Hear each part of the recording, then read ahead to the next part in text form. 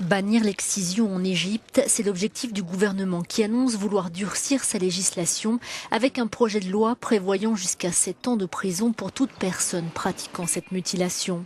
L'excision, ablation partielle au total des organes génitaux externes féminins à des fins non médicales, est illégale dans le pays depuis 2008, mais reste pratiquée. Selon un rapport de l'UNICEF publié en février dernier, plus de 200 millions de femmes et de jeunes filles dans 30 pays ont subi une mutilation génitale.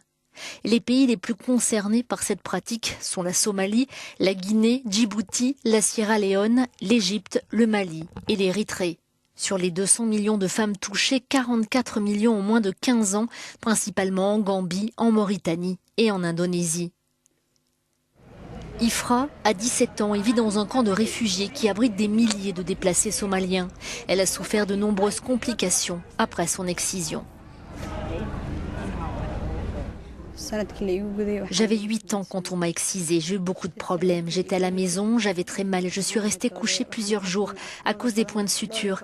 Mes jambes étaient attachées pour être sûre que je ne bougerais pas, pour que les points de suture restent en place. Je ne pouvais pas uriner normalement. Je devais me coucher sur le côté pour uriner. Le docteur Mariam Omar Salad explique que cette pratique peut entraîner des complications majeures lors d'un accouchement pour la mère comme pour l'enfant.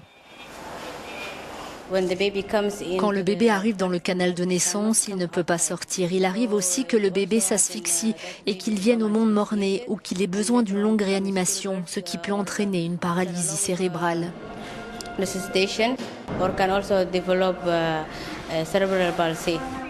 Les mutilations génitales sont reconnues au niveau international comme étant une violation des droits fondamentaux des femmes et des filles.